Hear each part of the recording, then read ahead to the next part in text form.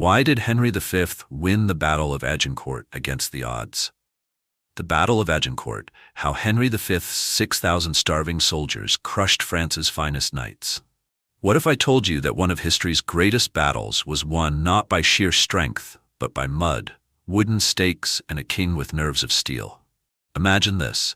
You're cold, starving, and sick. You've marched for weeks through enemy territory, and now you stand with just 6,000 exhausted men against a well-fed, well-armored French army 3 times your size.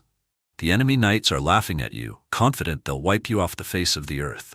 So, what do? Do you surrender? Do you flee? Not if you're Henry V of England. Instead, you turn the battlefield into a death trap, unleash an apocalyptic storm of arrows, and watch as the greatest knights of France drown in their own arrogance. How did one of the most outnumbered armies in history turn the tide? Why did the proud French cavalry fall into complete ruin? And what ruthless decision did Henry make that would shock even his own men? Strap in, because this is the untold, gritty, blood-soaked, and darkly hilarious story of the Battle of Agincourt, where mud, longbows, and one fearless king reshaped history forever. October 25, 1415, St. Crispin's Day. The morning air is thick with mist and the scent of damp earth. A weary English army, outnumbered at least 3-1, stands facing the might of France. Their leader, King Henry V, clad in battered armor, surveys the battlefield. Behind him, his men, famished, exhausted, and sick, clutch their longbows, the last hope against an overwhelming French force. Henry turns to his men. "This day is ours, or it is death," he declares. What led to this desperate moment? Why did an English king, against all odds, dare to face a vastly superior French army on their own soil? And how did he, through sheer strategy, bravery, and a stroke of fate, carve one of the most legendary victories in military history? Henry V, a 27-year-old warrior king, had a single, unwavering goal: to claim what he believed was rightfully his, the throne of France. The Treaty of Brittany, 1360, had once secured English claims to vast lands in France, but decades of war, weak kings, and rebellion had eroded English control. In August 1415, Henry launched an invasion, besieging the vital port city of Harfleur.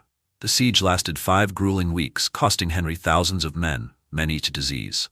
But Harfleur fell, and Henry marched inland, aiming for English-controlled Calais. But then disaster. The French army, furious at the English intrusion, mobilized.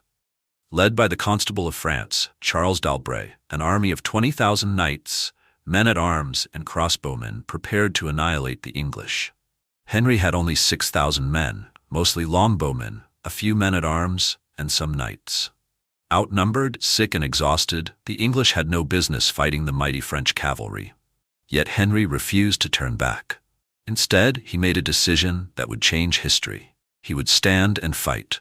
The two armies met near the small village of Agincourt. The battlefield was a narrow strip of land, flanked by thick woods. It had rained the night before, and the ground was a soggy, muddy mess. The French, proud and confident, lined up in 3 great waves, expecting an easy slaughter. Their knights wore heavy plate armor, adorned with crests and golden lions, while their horsemen prepared to charge.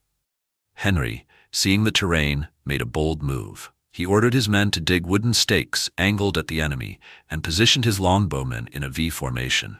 His small number of men-at-arms stood in the center, their armor patched from the long march. There was no retreat, no escape.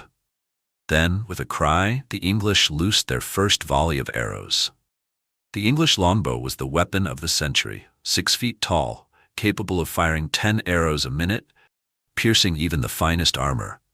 Within seconds, thousands of arrows darkened the sky, whistling down upon the French like a deadly storm.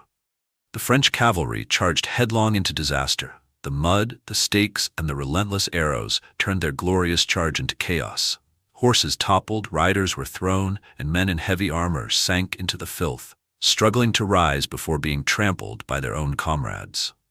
Then came the second wave. Thousands of French men-at-arms wading through the knee-deep mud. But they had one fatal flaw. They were packed too tightly. In their arrogance, the French had formed up shoulder to shoulder, leaving no room to maneuver. When the English archers ran out of arrows, they picked up axes, mallets, and daggers and charged into the fray, hacking through the trapped French knights like butchers at a slaughterhouse. One eyewitness later wrote, "They fell in heaps, like corn cut down by a scythe." Henry himself fought in the melee, swinging his sword, his armor caked in mud and blood. At one point, the Duke of Alençon broke through and nearly struck Henry down, but the English king fought back fiercely, cutting down his enemies with relentless fury. The battle had turned into a massacre. By midday, the French army was broken. The English, against insurmountable odds, had slaughtered thousands. Then, news came. French reinforcements were approaching. Henry, fearing a renewed assault, made a chilling decision. He ordered all French prisoners to be executed. It was a brutal, controversial act, but it ensured his exhausted army would not be overwhelmed. By sunset, the battlefield was silent. Over 10,000 French lay dead, including Charles d'Albret, the Duke of Alençon, the Duke of Brabant, and countless French nobles. The English? They had lost only about 400 men. Henry V, the warrior king, had defied fate and rewritten history. Henry's victory at Agincourt stunned Europe. The myth of French invincibility was shattered, and England became the dominant power in France. Henry was hailed as a hero, his legend secured. 4 years later, the Treaty of Troyes, 1420, recognized Henry as heir to the French throne. He married Catherine of Valois, the French king's daughter, and seemed destined to rule both England and France. But fate had other plans. Henry V died suddenly in 1422, aged just 35. His dream of an Anglo-French empire died with him, and within decades Joan of Arc would rise, leading France to reclaim its lost lands. The Battle of Agincourt wasn't just a military triumph. It was a testament to strategy, discipline, and the power of human resilience. Tactical genius beats numbers. Henry V understood terrain, positioning, and weaponry better than the French. His use of longbows and defensive stakes crushed an army 3 times his size. Arrogance is fatal. The French underestimated the English, believing their heavy cavalry would dominate. Instead, their pride led them into a trap of their own making. Leadership matters. Henry V led from the front, inspiring his men to fight beyond exhaustion. His speech before battle is still remembered today. "We few, we happy few, we band of brothers." Agincourt remains one of history's greatest underdog victories, a day when a small, tired English army defied fate and triumphed against all odds. If you love this deep dive into the legendary Battle of Agincourt, make sure to subscribe to our channel, hit the notification bell, and follow us for more epic stories of history's greatest battles. Because, as history shows, sometimes the impossible just takes a little strategy. Subscribe now and stay tuned for more.